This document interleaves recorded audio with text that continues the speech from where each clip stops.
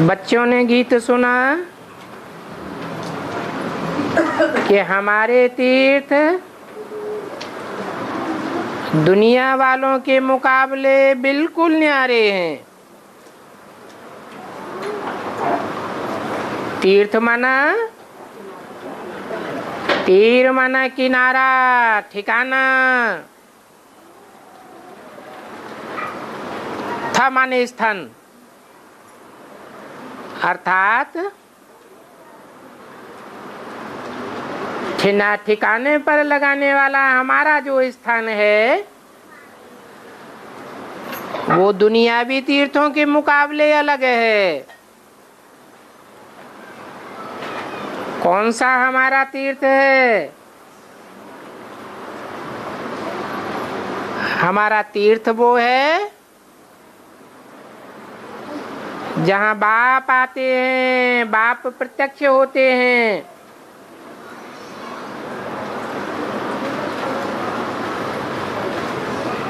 और हमारे तीर्थ बहुत दूर हैं। दुनिया वालों के तीर्थों पर तो साधनों से जा सकते हैं, जाना भी आसान है। और हमारे तीर्थ के लिए कौन सा साधन है?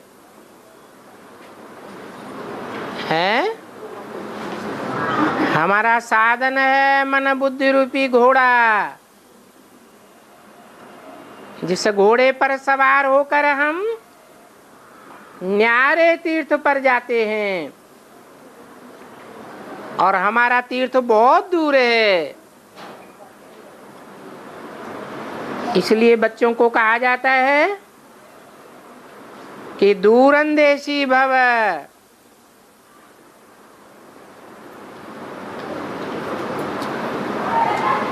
दूर की नजर अच्छी या नजदीक की नजर अच्छी? दूर दूर देख लेना अच्छा या सिर्फ नजदीक की बात देखना अच्छा? दूरंदेशी होना चाहिए। फिर कहते हैं विशाल बुद्धि भव। संकुचित बुद्धि नहीं होनी चाहिए। अभी इस दुनिया में सबकी बुद्धि तुच्छ है, संकुचित बुद्धि है, विशाल बुद्धि नहीं है।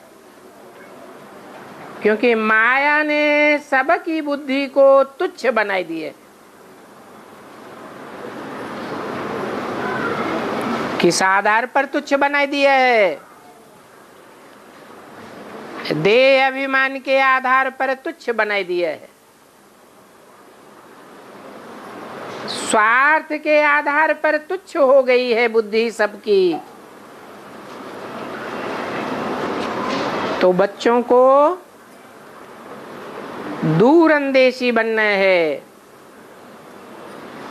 अर्थात दूर देश के रहने वाले बाप को याद करना है। और विशाल बुद्धि अर्थात सारी सृष्टि के आदि मध्य अंत का ज्ञान सदैव बुद्धि में बना रहे।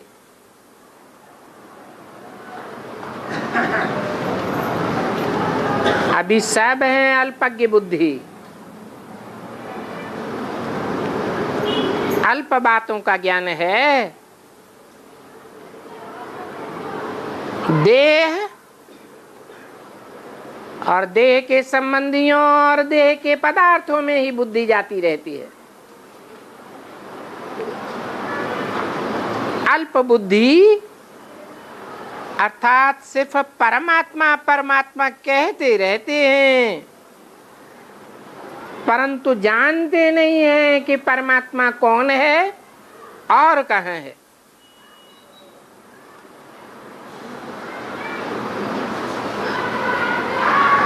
परम आत्मा, परम माने बड़े ते बड़ा, परम पार्ट बजाने वाली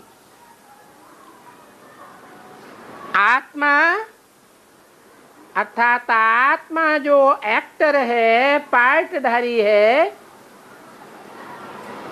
उन एक्टर्स के बीच में परम पार्टधारी, हीरो पार्टधारी आत्मा कौन है? उसको कहेंगे परमात्मा। जिस परमात्मा में परम पिता शिव प्रवेश करते हैं। संसार में प्रत्यक्ष करने के लिए कि तुच्छ पार्टधारी आत्माएं कौन कौन है और परम पार्टधारी कौन कौन है, परमात्मा कौन है।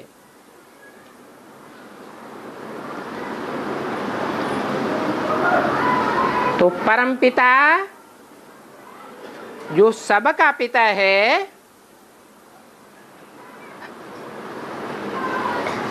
परम पार्टधारी का भी पिता है, हीरो पार्टधारी का भी पिता है। वो आकर के हम बच्चों को विशाल बुद्धि बनाते हैं।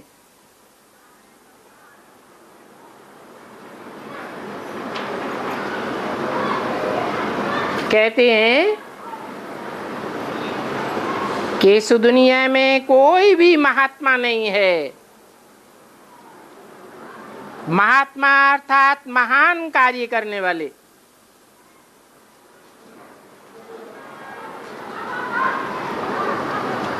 वो तो एक बाप ही आकर के दूरंदेशी बनाते हैं।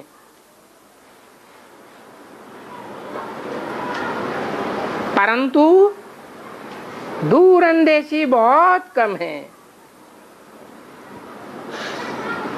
भले ही ज्ञान है परंतु दूरंदेशी कम है।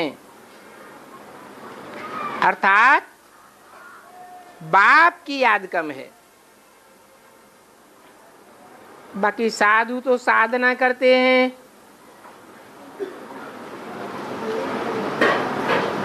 जो इंद्रियों की साधना करते हैं, मन को कंट्रोल करते हैं, मन को साधते हैं, मन चंचल है, तो साधना करने वालों को साधु कहा जाता है।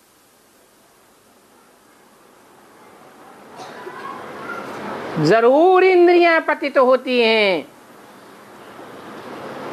मन बुद्धि पतन की ओर जा रही है, तब तो साधना करते हैं।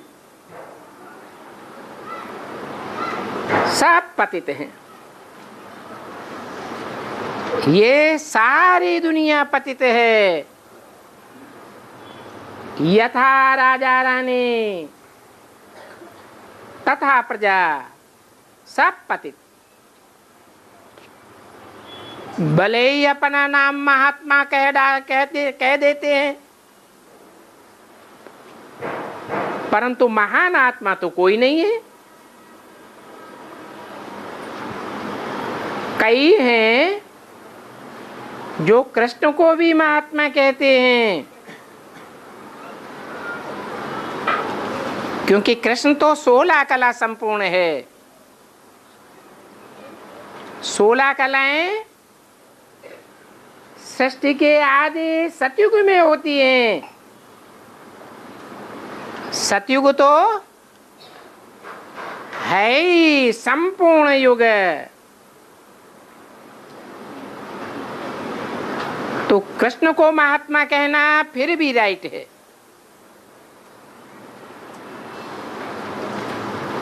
क्योंकि कृष्ण तो सतयुग आदि में हुआ है।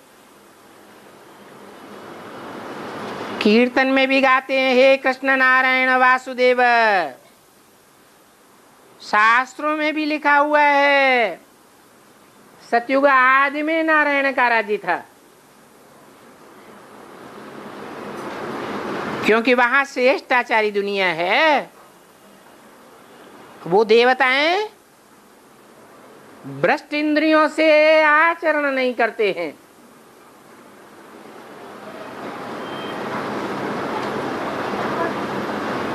वो तो श्रेष्ठ इंद्रियों से आचरण करते हैं, इसलिए श्रेष्ठाचारी हैं। ये तो सारी दुनिया अभी भ्रष्टाचारी है। कीड़े मकोड़े पशु पक्षी सब भ्रष्ट इंद्रियों से भ्रष्ट आचरण करने वाले हैं, मूत पलीती हैं।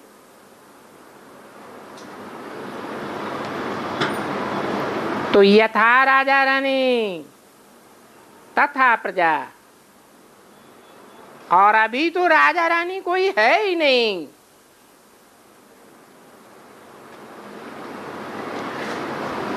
राजा रानी तो बाप ही आकर के बनाते हैं।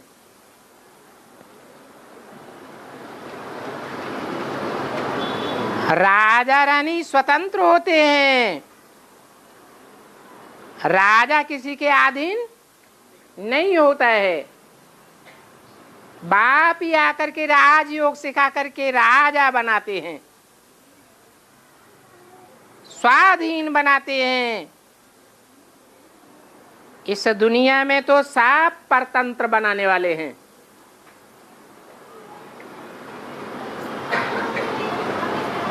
अपना दास दासी बनाए देते हैं। अब देखो अंग्रेज लोग आए भारत में, इन्होंने क्या भारतवासियों को राजा बनाया कि नौकर बनना सिखा दिया, नौकरशाही चलाई दी, या कोई को राजा बनाया? और ही जो राजाएं थे उनका टाइटल मात्र भी खत्म कर दिया।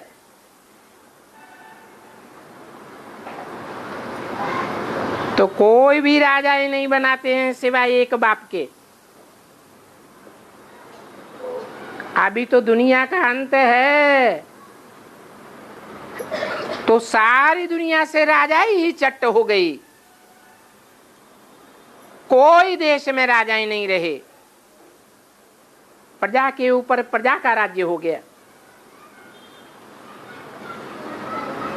तो साधु माना ही साधना करने वाले, क्योंकि पतित है ना, तब तो प्रैक्टिस करते हैं मन को साधने की। और टाइटल रखवाते हैं शास्त्री। शास्त्र माने शासन करने वाले, शास्त्री माने शासन करने वाले, शास्त्रों का ज्ञान रखने वाले।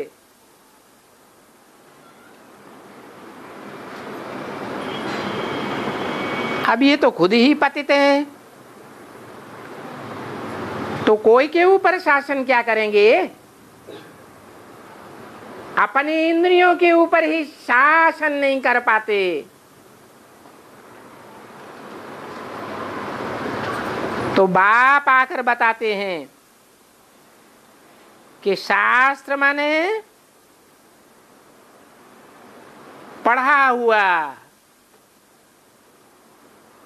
अब बाप कहते हैं शास्त्र पढ़ने से तुम मेरे से नहीं मिल सकते, मेरे से मिलने का रास्ता तो मैं खुद ही आकर बताता हूं। 63 जन्म से भक्ति मार्ग में तुम मेरे को ढूंढते आए, मेरे से मिले क्या?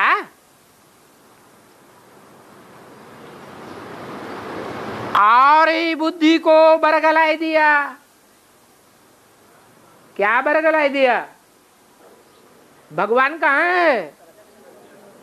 कह दिया सर्वव्यापी है, कुत्ते में है, बिल्ले में है, मिट्टी में है, पत्थर में है। अब सर्वव्यापी कह दिया तो बुद्धि भटकेगी या एकाग्र होगी? भटक गई। तो जब तक मेरे द्वारा मेरे को नहीं जानो तो कोई भी मुक्ति में नहीं जा सकता। जब तक कि कल्प के अंत में मैं ना आऊं।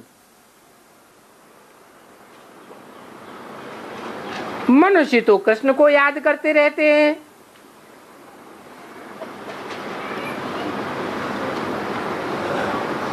क्यों याद करते हैं कृष्ण को? क्योंकि कृष्ण ही सृष्टि का पहला पत्ता है। वृक्ष के जो पहले पत्ते होते हैं वो शोभनीक होते हैं या नहीं होते हैं? बहुत शोभनीक होते हैं। परंतु कृष्ण तो रचना है, रचयिता बाप नहीं है। इसलिए कृष्ण की बच्चे के रूप में पूजा करते हैं। बच्चा रचना होता है, उसका रचयिता बाप होता है। वो कृष्ण बच्चा तो इस दुनिया का है। अर्थात जब ये दुनिया रची जाती है तो सतो प्रधान दुनिया का पहला पत्ता है। वो कोई दूरंदेशी तो नहीं है, दूर देश का रहने वाला नहीं है, दूरंदेशी बनाने वाला भी नहीं है। दूरंदेशी बनाने वाला तो कृष्ण का बाप होगा ना। तो बाप को याद करना माना दूरंदेशी बनना। मन मना भव का अर्थ ही है दूरंदेशी।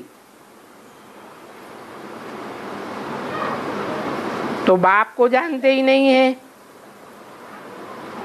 और जो बाप को जानते ही नहीं है वो बाप से सुख शांति का भरोसा कैसे लेंगे?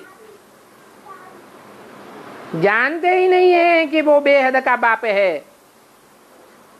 बेहद के बाप से बेहद की सुख शांति का भरोसा मिलता है। हद का बाप होगा, एक जन्म के लिए बच्चों को सुख देगा। ये तो बेहद का बाप है। तुम बच्चों को 21 जन्म के लिए सुख शांति देकर जाते हैं।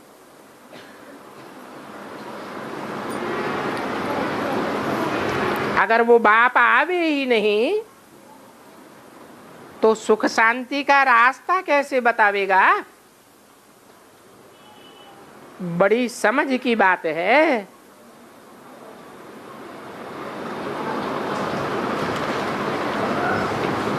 वो बड़े से बड़ा साजन है, उस साजन के साथ बड़ा लव चाहिए। भगवान के लिए तो कहते ही हैं पतियों का पति है, तो कितना लव चाहिए। कहते भी हैं एक मिला तो सब मिला, तो एक से ही सर्व प्राप्तियां हो जाती हैं। ऐसे साजन के साथ बहुत लव होना चाहिए, और कोई तकलीफ भी तो नहीं देते हैं। ये है बेहद की नॉलेज, विराट ड्रामा की नॉलेज है। विराट ड्रामा अर्थात वैरायटी ड्रामा। इस ड्रामा में अनेक प्रकार के मतभेद हैं। जब अब भेद हो जाते हैं इस सृष्टि में तब कहा जाता है द्वैत राज्य। भगवान तो आकर के द्वैत राज्य नहीं बनाते, वो तो देवताओं का अद्वैत राज्य बनाते हैं, जहां एक धर्म, एक भाषा, एक कुल, एक मत होती है। द्वैत राज्य तो द्वापर युग से रावण आकर बनाता है। उस द्वैत राज्य को द्वैत कहो, दैत्य कहो, राक्षस कहो, बात एक ही हो जाती है, क्योंकि दैत्य तो रावण को ही कहा जाता है। तो दैत्यों को देवता बनाने वाला तो एक ही बाप है।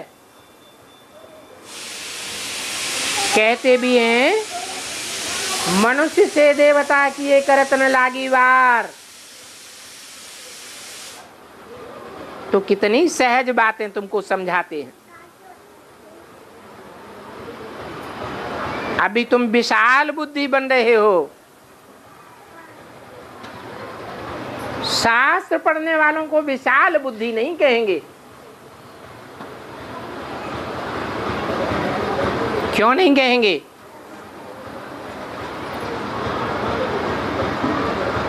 क्योंकि शास्त्रों से सब प्रश्नों का समाधान नहीं मिलता है। तुमको तो बाप आकर सब प्रश्नों का समाधान कर देते हैं। शास्त्र तो पुस्तक है, पुस्तक कोई हर बात का जवाब नहीं दे सकती। तो बाप तुमको दूरंदेशी बनाते हैं। शास्त्र तो भक्ति है, ज्ञान अलग चीज है, भक्ति अलग चीज है। क्यों? क्योंकि ज्ञान बाप से आता है और भक्ति रावण के अनेक सिरों से आती है।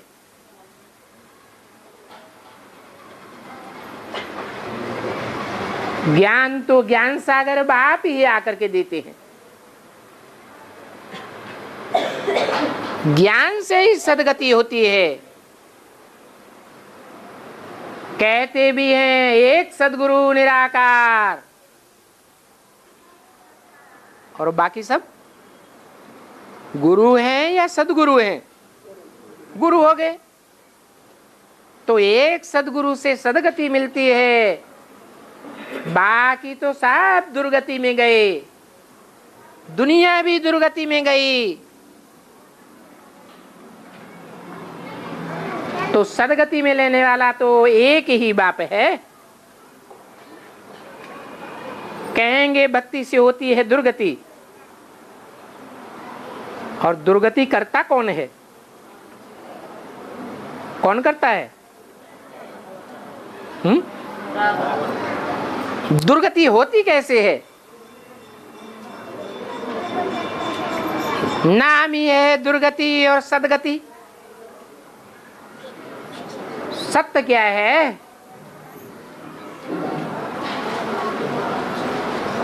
दुर माने बुरा क्या है? आत्मा है सत्य। आत्मा का कभी विनाश नहीं होता है। और शरीर है नाशवान। शरीर कहो, देह कहो, तो देहवान से होती है दुर्गति, और आत्मा अभिमान से होती है सदगति। परंतु आत्मा का ज्ञान परमपिता परमात्मा के सिवाय कोई दे ही नहीं सकता। अपन को समझते भी हैं कि हम दुर्गति में हैं, क्योंकि देह को, देह के संबंधों को, देह के पदार्थों में ही बुद्धि याद पड़ी रहती है। बुद्धि की याद कहाँ रहती है? आत्मिक स्थिति में रहती है। आत्मा के रूप को याद करते हैं कि सारा दिन देह याद आती है, क्या याद आता है? देह याद आती है।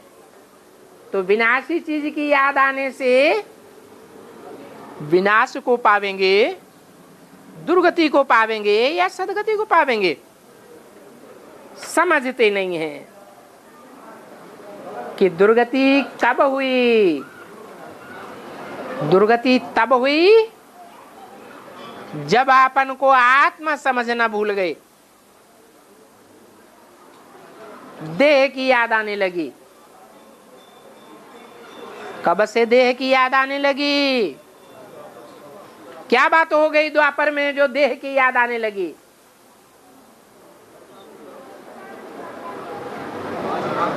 अरे कुछ हुआ होगा, है? नहीं, हाँ, दूसरे कौन? वो दूसरे कौन? हाँ, जरूर देवताएं जो सीधे साधे होते हैं वो ऐसों के संग में आने लगे जो देह का सुख ही सुख मानते हैं। क्या? जो देह की इंद्रियां हैं उन भ्रष्ट इंद्रियों से ही सुख मानने वाले हैं।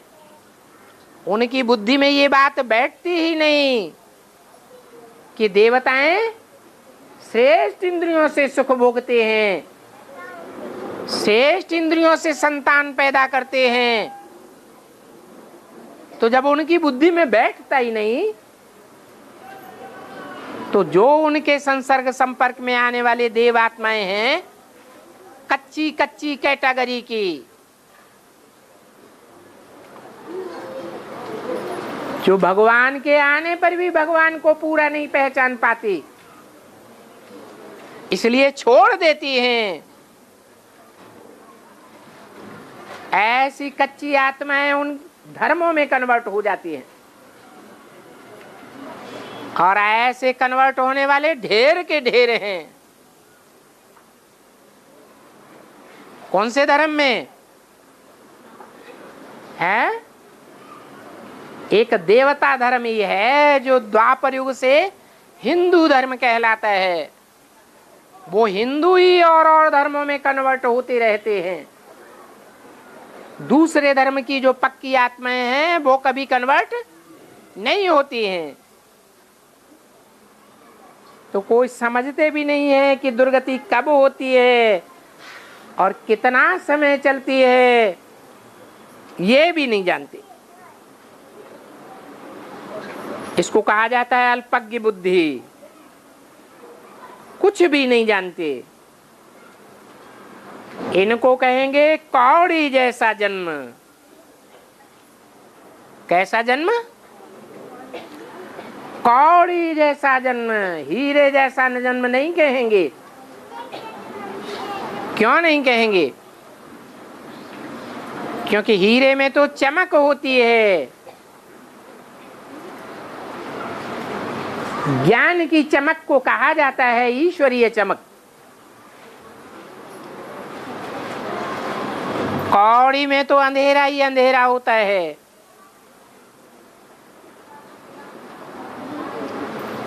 अब तुम्हारा हीरे जैसा जन्म बनने वाला है। तुम पहले भी हीरे जैसे थे। जब हीरे जैसे थे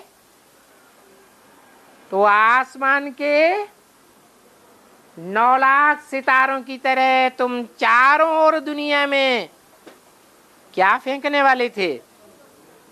हैं? रोशनी ही रोशनी फेंकने वाले थे। अब फिर से तुमको बाप ऐसा बनाने आए हैं जो तुम सारी दुनिया में सृष्टि के आदि मध्य अंत की रोशनी फेंकते रहेंगे। तो बाप तुमको हीरे जैसा बनाते हैं। ऐसी विशाल बुद्धि होने से तुम सारे विश्व पर राज्य करते हो। क्या? कृष्ण तो सारे विश्व पर राज्य नहीं करेगा। किस पर राज्य करेगा? देव आत्माओं पर ही राज्य करेगा। और तुम सारे विश्व पर। विश्व के राज्य अधिकारी माना हिंदू, मुसलमान, सिख, ईसाई सब तुम्हारे सामने माथा टेक देंगे, तुम्हारे सामने झुकेंगे। तो ऐसी नई दुनिया स्थापन करने के लिए बाप आए हैं, जहां पर तुम्हारा अचल अखंड राज्य होता है। ऐसा राज्य देते हैं जिस राज्य को तुमसे कोई छीन नहीं सकता। तो दूरंदेशी, विशाल बुद्धि ज्ञान मार्ग में होते हैं। जानते हो कि बरोबर सतयुग में तो सुख ही सुख होता है, फिर धीरे धीरे नीचे उतरते जाते हैं।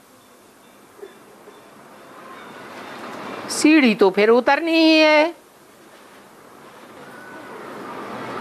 चढ़ने में तुमको 1 सेकंड लगता है।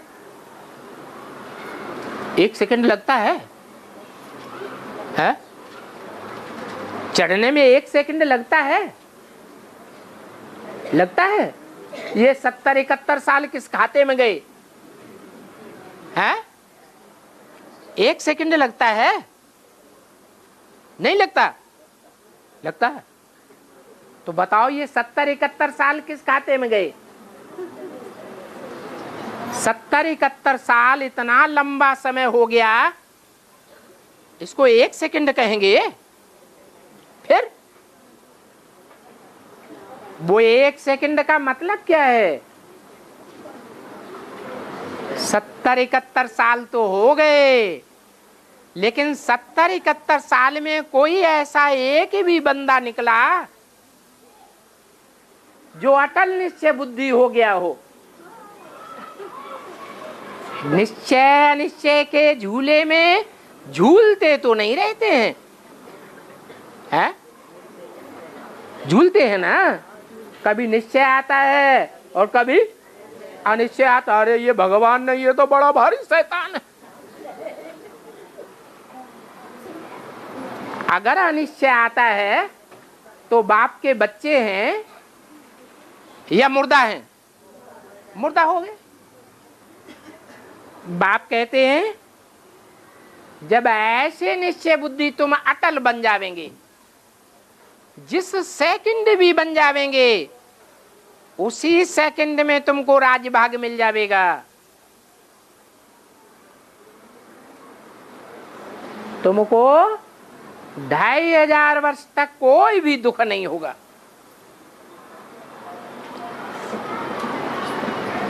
अभी वो सेकंड आया है? आया है? नहीं आया है। तो कहते हैं ऐसा सेकंड आवे तो तुम हाई जंप लगाए देंगे। ऐसा सेकंड आवेगा जो तुम सदा काल के लिए, 2500 वर्ष के लिए सदा सुख शांति में आ जावेंगे। दुख का नाम निशान नहीं रहेगा।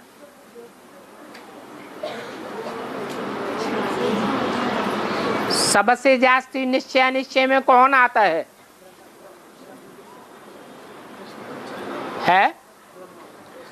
अच्छा, क्या प्रूफ है इसका? कोई शास्त्रों में प्रूफ है कि सबसे जास्ती ऊपर नीचे निश्चय अनिश्चय की स्टेज में कृष्ण वाली आत्मा आती है? झुलाते हैं, कभी झूला ऊपर जाता है, बड़ा नशा चढ़ जाता है। आहा, मैं तो विश्व के मालिक का बालक बनने वाला। कभी एकदम नीचे आ जाते हैं। तो ये झूला अभी कृष्ण की आत्मा सबसे जास्ती झूल रही है।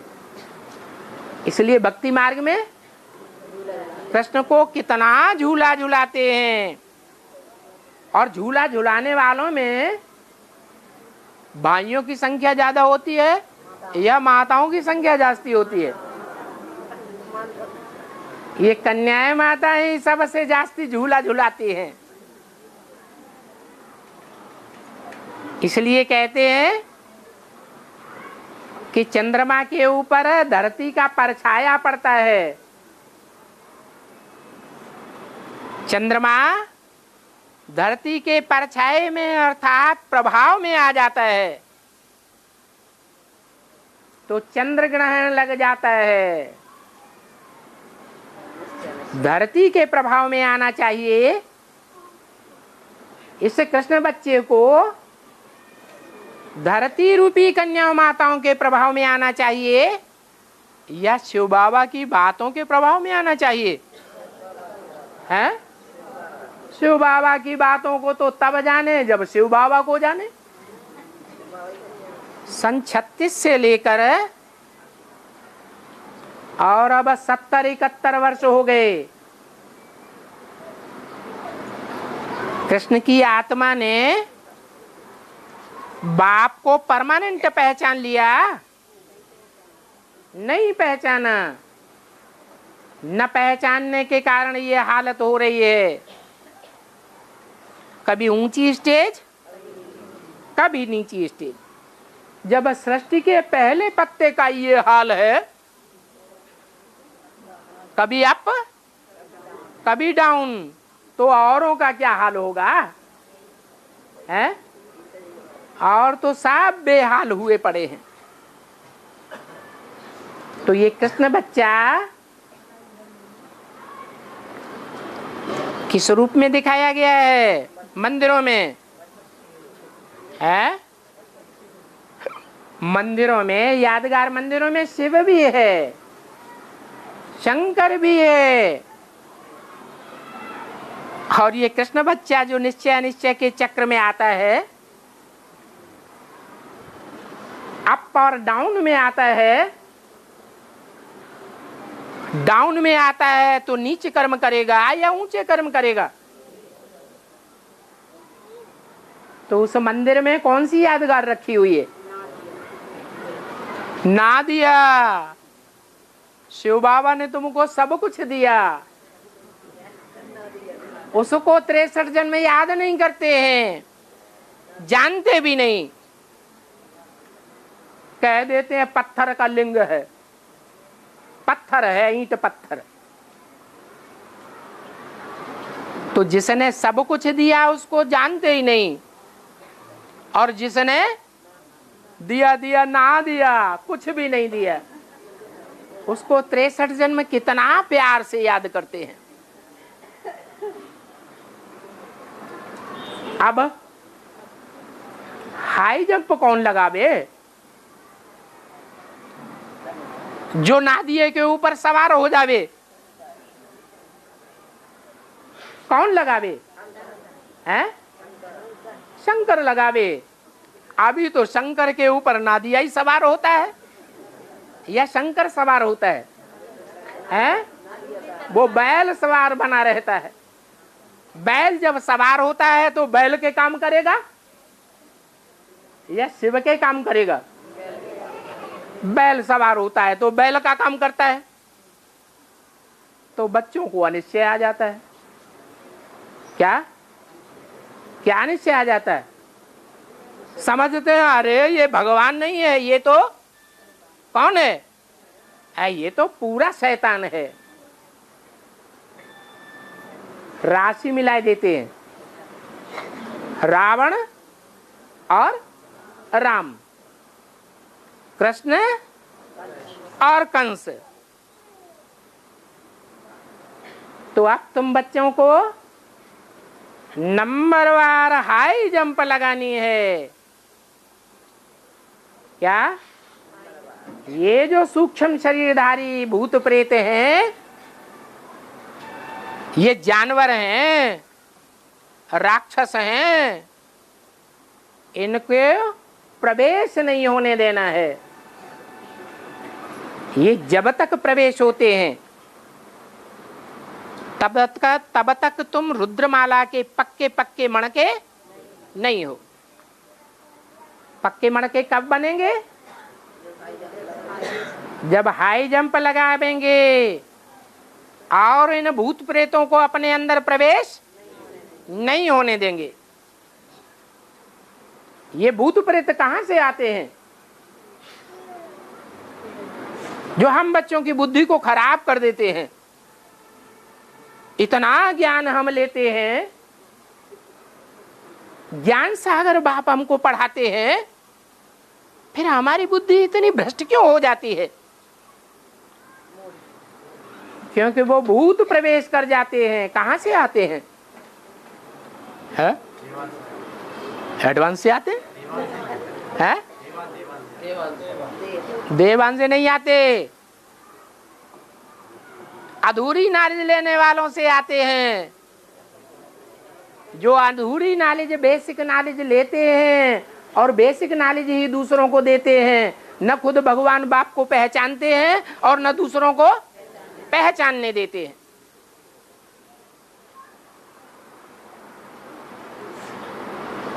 वो ऐसे की याद में रहते हैं। कैसे की याद में रहते हैं? जो खुद बाप को नहीं पहचानता और समझता है कि गीता का साकार भगवान मैं ही हूं। कौन है? कृष्ण उर्फ ब्रह्मा। क्या समझते कि गीता का साकार भगवान कौन है? हैं? ब्रह्मा बाबा अपन को समझे बैठे हैं। तो गीता का साकार भगवान कृष्ण है? कृष्ण तो हो नहीं सकता। वो तो बच्चा है, बच्चा बुद्धि है। उस बच्चे को सतयुग में जन्म देने वाला कोई होगा या नहीं होगा? है? कौन है? है? हाँ, उस बच्चे को भी जन्म देने वाला वो नारायण है जो डायरेक्ट नर से नारायण बनता है। भगवान हमको क्या बनाने आए हैं? नर से नारायण बनाने आए हैं। नर से प्रिंस बनाने नहीं आए हैं। समझदार बनाने आए हैं या बच्चा बुद्धि बनाने आए हैं? बच्चा दूरंदेशी होता है या अल्प बुद्धि होता है? तो अल्प बुद्धि तो कृष्ण की आत्मा है।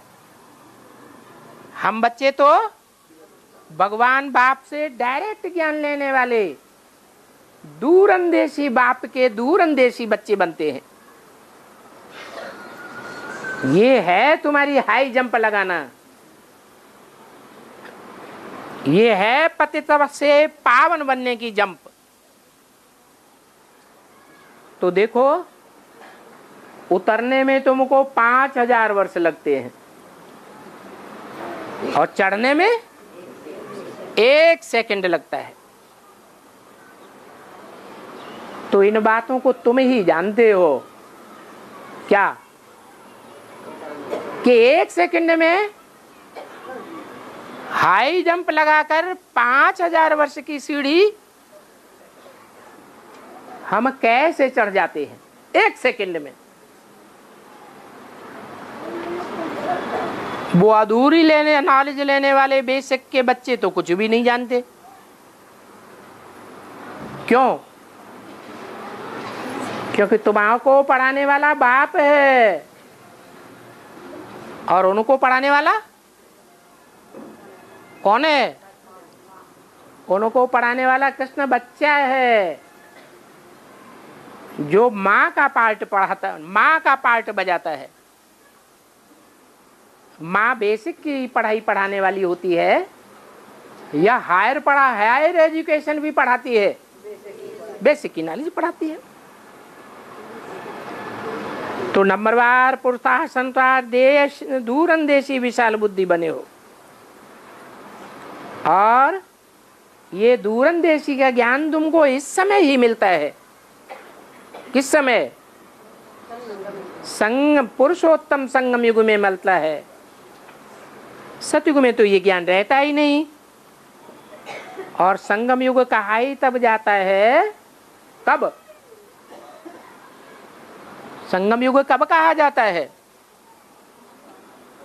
अरे जब आत्माओं का परमपिता परमात्मा से प्रैक्टिकल में मिलन होता है, जब बाप इस सृष्टि पर आ जाते हैं।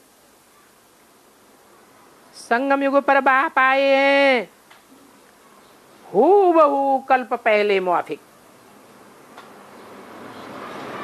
तो सतयुग में तुमको विशाल बुद्धि नहीं कहेंगे। हीरे जैसा जन्म सतयुग में नहीं होता है। कृष्ण का जन्म सतयुग में होता है, परंतु हीरे जैसा जन्म नहीं होता है। और तुम्हारा क्यों? क्योंकि तुमको ज्ञान सागर बाप डायरेक्ट साकार में पढ़ाते हैं। कृष्ण को तो नहीं पढ़ावेंगे। कृष्ण पढ़ता है, बाप से डायरेक्ट पढ़ता है? पढ़ता भी नहीं है। तो हीरे जैसा जन्म इस समय है। तुम ईश्वर की संतान हो, ईश्वर पढ़ाते हैं। गीता में तो कृष्ण का नाम डाल दिया है। उनको तो पतित पावन नहीं कह सकते हैं। बाप की महिमा ही है पतित पावन। जबकि परमात्मा पतित पावन है, तो कब आवेंगे? पतित दुनिया में आवेंगे या पावन दुनिया में आवेंगे? पतित दुनिया में आवेंगे। पतित दुनिया सतयुग आदि में होती है या कलयुग अंत में होती है? कलयुग के अंत में ही पतित दुनिया होती है। सतयुग आदि में तो सब पावन देवताएं होते हैं। सतयुग आदि में कृष्ण है, सृष्टि का पहला पत्ता है।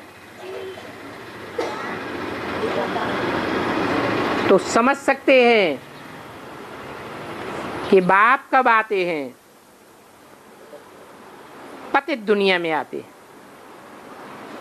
तो पतित दुनिया में सर्वव्यापी कैसे हो सकता है? तो मनुष्य तो अल्प बुद्धि है।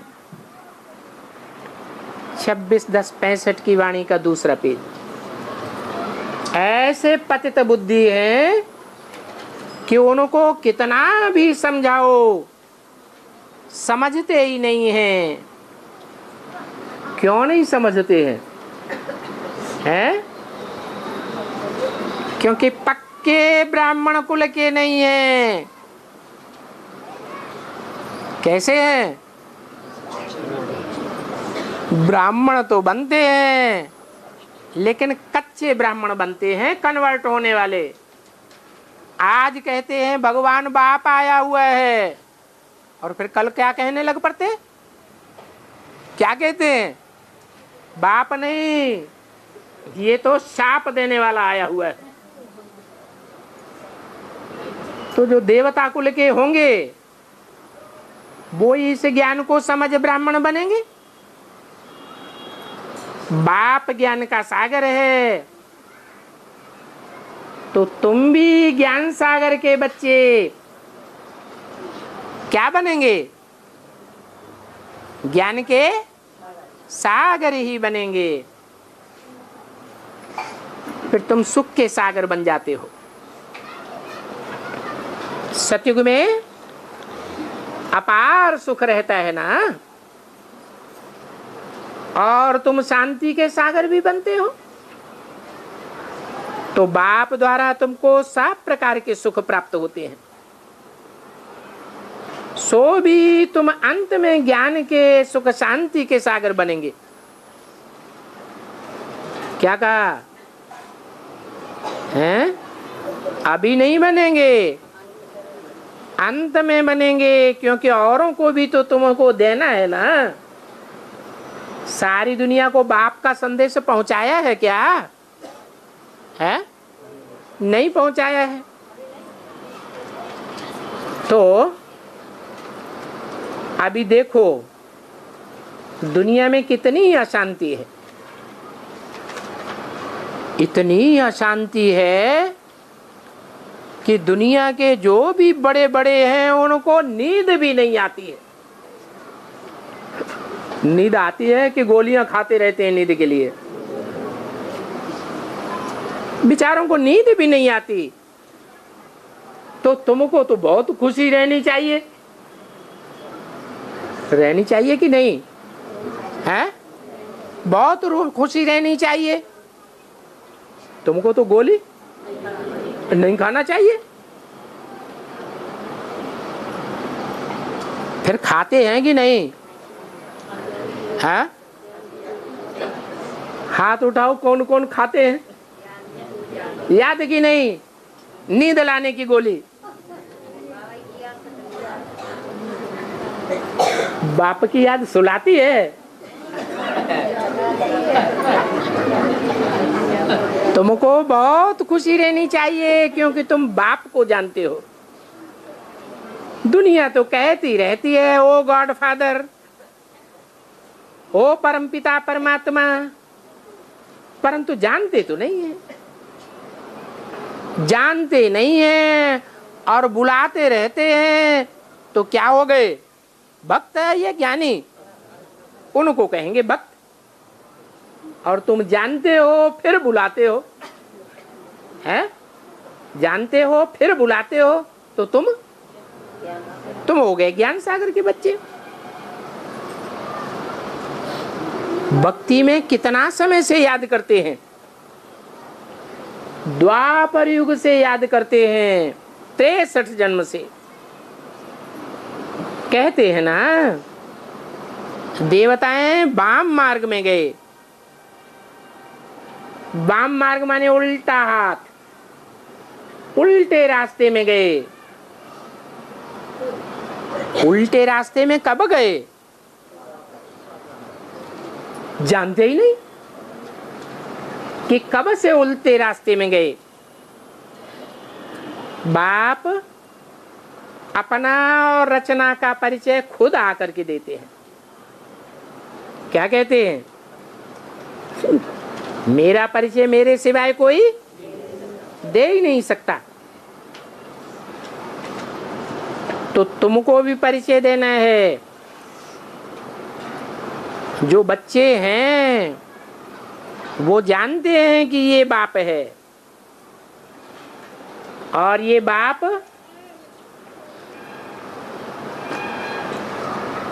गृहस्थ धर्म का बाप है, गृहस्थी है या कोई साधु संत महात्मा है? हैं?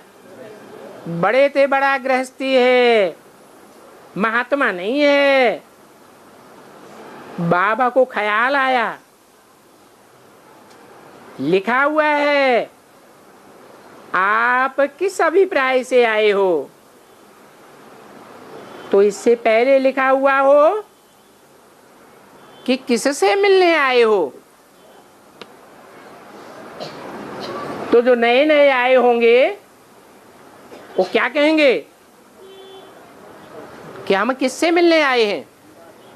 हैं? जो नए नए आते हैं वो भगवान को जानते हैं, कहते हैं, समझते हैं अंदर से ये भगवान आया हुआ है। हैं? हाँ, कहेंगे कि हम महात्मा से, जैसे साधु संत महात्माएं बाबाएं होते हैं रिवाजी रूप में, तो ऐसे महात्मा से मिलने आए हैं। तो उनसे बोलो यहाँ महात्मा महात्मा बाबा बाबा कोई नहीं है क्या? यहाँ कोई महात्मा नहीं है, ये तो नाम ही है हमारा प्रजापिता ब्रह्मा कुमार कुमारी। क्या हमारा नाम क्या है? प्रजापिता ब्रह्मा कुमार कुमारी। हम एक प्रजापिता की संतान है। किसकी संतान है? जो इस सारी मनुष्य सृष्टि का पिता है।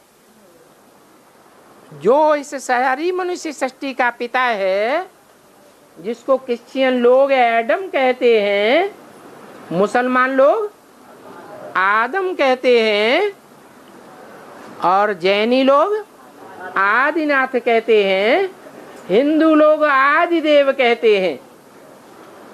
हम उसके बच्चे हैं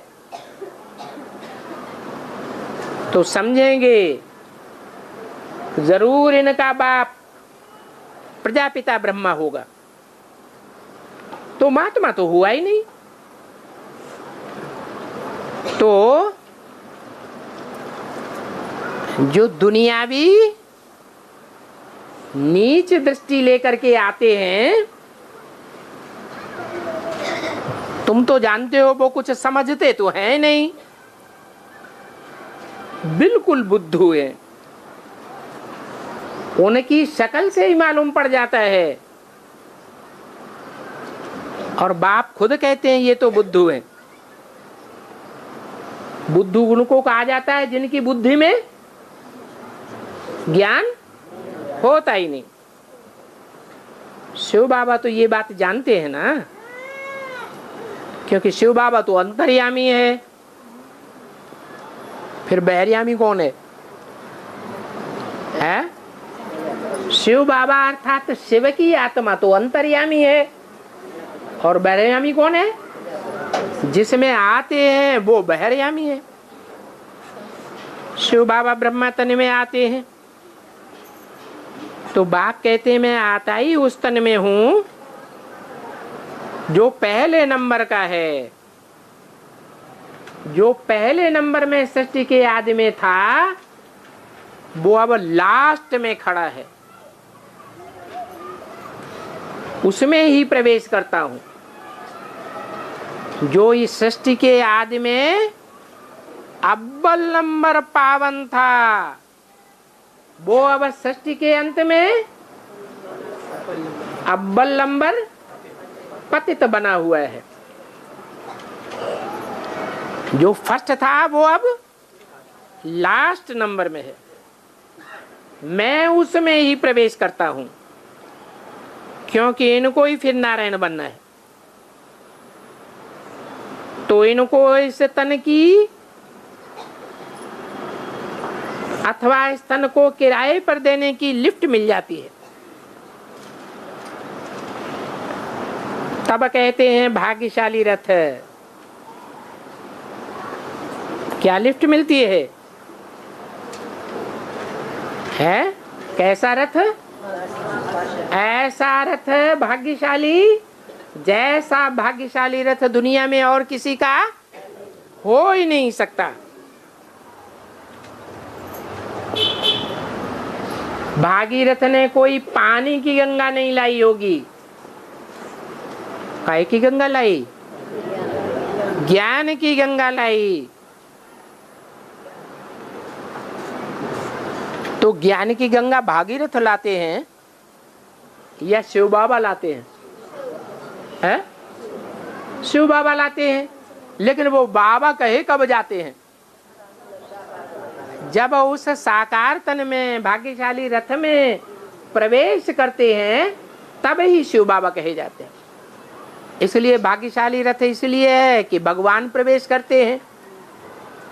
दूसरे भाग्यशाली रथ इसलिए है कि विश्व की बादशाही लेते हैं। अच्छा, ओम शांति।